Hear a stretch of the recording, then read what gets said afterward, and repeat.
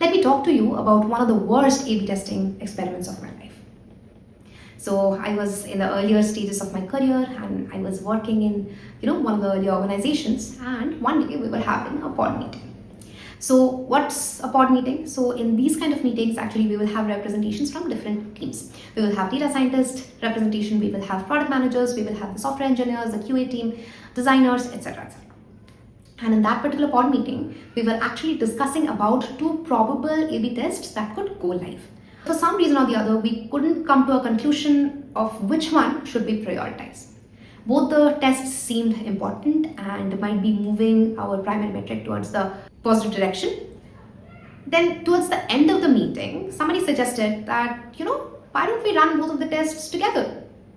At that point in time, none of us could come up with a point of view on why this shouldn't be a good idea, because the tests were very different from each other. One test was about running different offers for the same users on the acquisition page or the main landing page, whereas one other test was about changing the layout of our value propositions on the pricing page. So we went ahead and rolled out both the tests along similar timelines.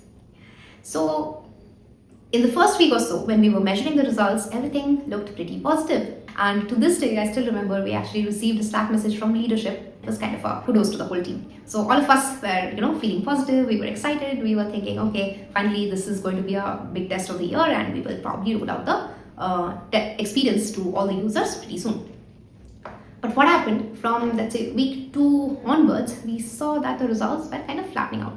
So we didn't think much about it, because in A/B tests, if you have run, you would have seen that the tests results will keep fluctuating in the initial period, and then slowly it will come to a saturation point. So we didn't think about it at that particular week, but from third week onwards, also when we saw that the results are not improving, that time we started deep diving. And when we started to dive deeper, we actually got to know that there is one other test which is running on the immediate next page from our main acquisition page or the landing page. That was a complete different team. It was a complete different product manager. So we didn't have much communication going around. So didn't have idea about how there was another test which was also running on the same timeline.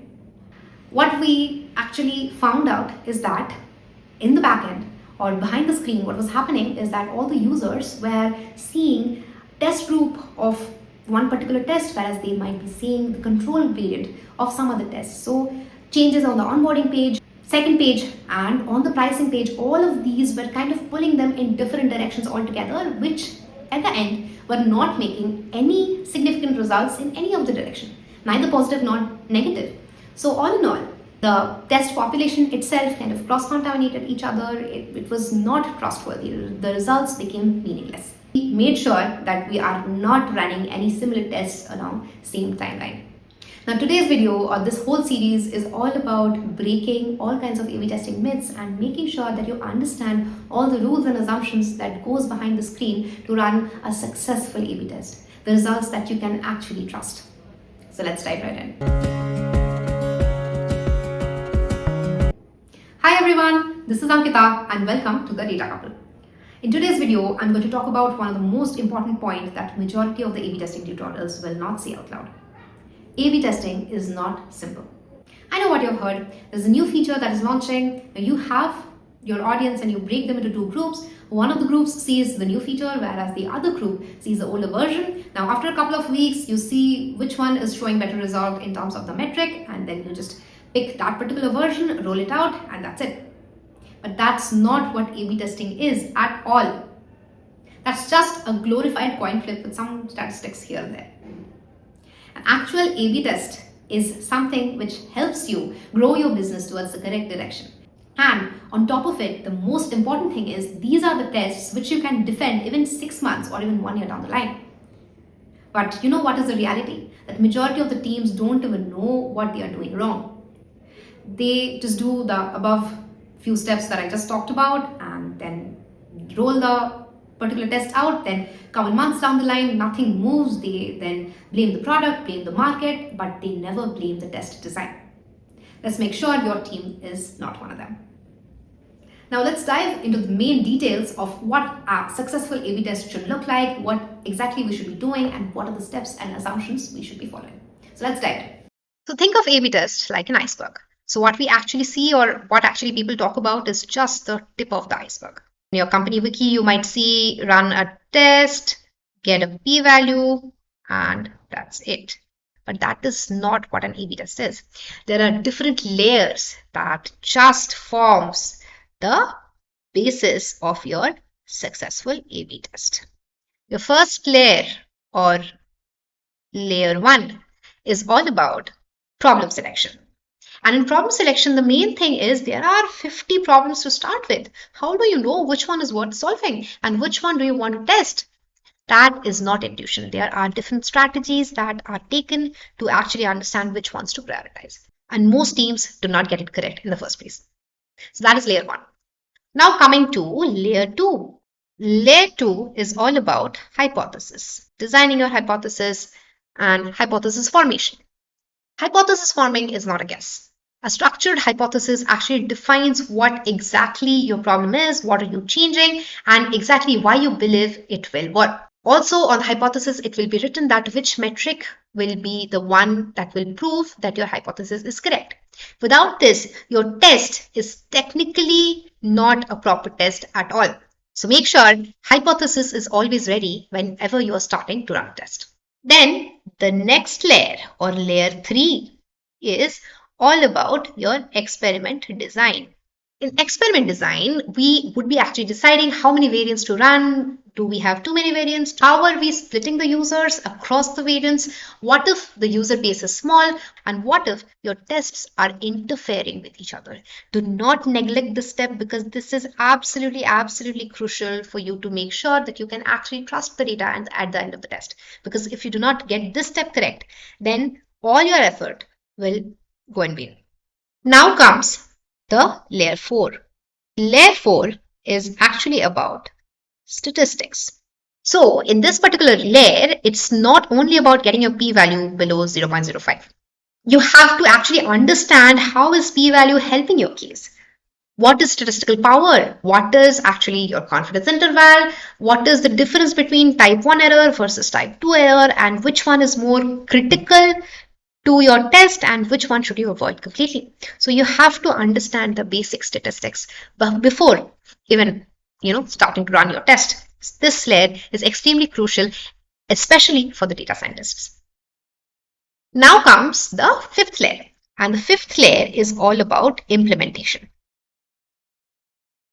In 5th layer, you actually need to make sure that whatever tool you're using to launch your test, is that properly allocating users to your different variants randomly as you thought it would, or is it targeting different groups of users? Is it mixing or matching between 2 or 3 different user groups, or is it making sure that your sample is not getting contaminated? Because if your implementation is wrong, then everything is wrong, right? We have to definitely make sure that same user should not be seeing both test and the control variant. So pick a great tool whenever you are implementing these kind of tests, because if your tool is not good, then none of this makes sense. Now comes layer 6, your analysis. In layer 6, actually, we do a proper analysis on what is working well, what is not working well, what could have gone better, and how we can make sure this test is the one that is worth sharing and worth rolling out, or if this test is just the first step towards a second iteration that is coming our way. So whenever we know that we are going to analyze the test results, at the starting itself, we need to make sure that what is the primary metric that we are dealing with here, and if that is making sense here. And the analysis should not just make sense at an overall level. We need to go deeper into different segments to understand if it's making sense at different segments as well. Everything should make sense, because if it's like all in one, not telling you a story, then probably the analysis is not done the way that it should have been. The judgment that you're passing on, either to roll out or not, absolutely depends upon the analysis. So make sure you are giving proper time and proper thought and structured thought before completing the analysis. And then the last part, which almost every team misses, that is documentation or learning. So whenever you're running a test, the expectation itself is you will share what exactly happened in the test. But it's not only your team, but overall broader team, so that all of the org, the broader org can learn from your success or your mistakes, right? So documentation is an extremely important step that majority of us actually completely ignore and move on to the next step, next test immediately, because we might be saving months of time for other teams as well who might be making the same mistake. Even if something fails, make sure that you are actually documenting why it failed and then share it across a broader group so that none of the others makes the same mistake. So yeah, that's pretty much all about all the layers that gets implemented or that should be implemented in a proper successful A/B test. You either ship an A/B test which is successful or you learn from it. There's no other result. This series will be everything that you need to know to go from I kind of understand A B testing to actually tell that I can run any kind of A B test and can learn and grow from it. So before ending, I want to leave you with one particular thought. The reason that majority of the A/B tests fail is not statistics. Majority of teams do not even understand the whole framework. They just, treat it the same way that we talked about, and when the results do not make sense, then they either ignore it or ship it hoping for the best. So from next time onwards, whenever you're not sure that if you should test a particular design or not, just take a pause, do some research, and when you're sure, then only come back and give your opinion. So I'll see you in the next video.